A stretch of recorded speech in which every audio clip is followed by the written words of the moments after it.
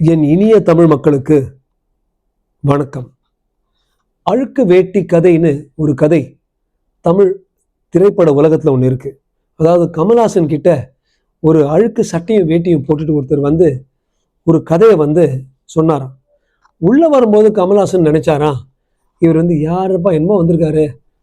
ஆனால் கதை சொல்ல சொல்ல அப்படியே கமல்ஹாசன் கம்ப்ளீட்டாக மயங்கினாராம்.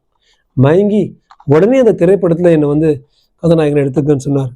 அந்த கதாநாயகன் கமல்ஹாசன், அந்த திரைப்படம் 16 வயதினிலே அந்த இயக்குனர் பாரதி ராஜா, சமீபத்தில் மறைந்த என் அன்பு நண்பன் பாரதி ராஜா அவர்கள்.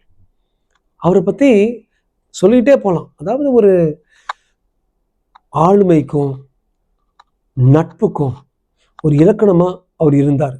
எனக்கே தெரிஞ்சு டாக்டர் நடேசன் என்கிற ரொம்ப மென்மையான அன்பான மருத்துவர், அவரும் பாரதி ராஜாவும் தேனியில் சேர்ந்துருந்தாங்க.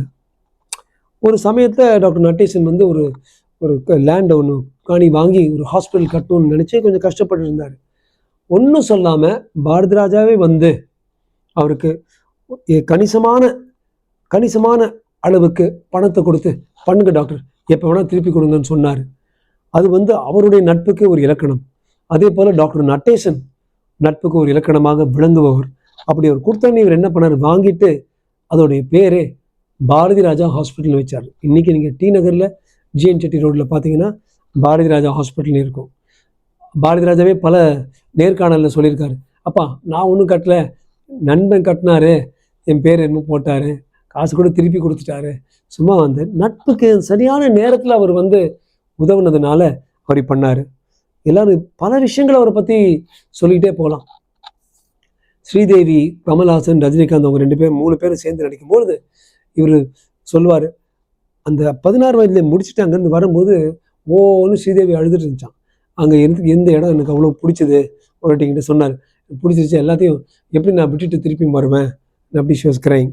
அவர் சொன்னார், ஆக்சுவலாக 16 வயதுல கதையில் தான் டாக்டர், அந்த அம்மாவுக்கு அப்போ 14 வயசு தான் நடிக்கும் பொழுதுன்னு. ஆனால் அதோட அந்த பொண்ணுடைய ஒரு டேலண்ட்டை பார்த்து, கெப்பாசிட்டியை பார்த்து கொண்டு நடிக்க வச்சார். அப்படி சொல்லிக்கிட்டே போகலாம். ராதிகாவை நடிக்க வச்சார், ரேவதியை நடிக்க வச்சார், ரதி அக்னிஹோத்ரி நடிக்க வச்சார். So many people. இவரால் நெப்போலியன் இவர் தான் கொண்டு வந்தார். இவர் எல்லாருக்கும் இவர் தான் ஒரு மென்டார், ஒரு குரு. அப்பேற்பட்ட ஒரு நல்ல மனிதன், நல்ல திரைப்பட இயக்குனர், ஒரு பப்ளிக் பொது சேவையில் எப்பயுமே ஒரு கண் இருந்தவர், பெரிய மனசுடையவர். அப்பேற்பட்ட ஒரு மனிதன் நம்ம இழந்துட்டோம். அவருடைய ஃபேவரட் லைன்ஸ் தான் நான் ஆரம்பித்தேன், என் இனிய தமிழ் மக்களேன்னு. என்றைக்கும் இந்த இனிய தமிழ் மக்களுக்கு ஒரு இனிமையான ஞாபகமாக என்றும் இருப்பார் நமது அன்பர் பாரதி ராஜா அவர்கள்.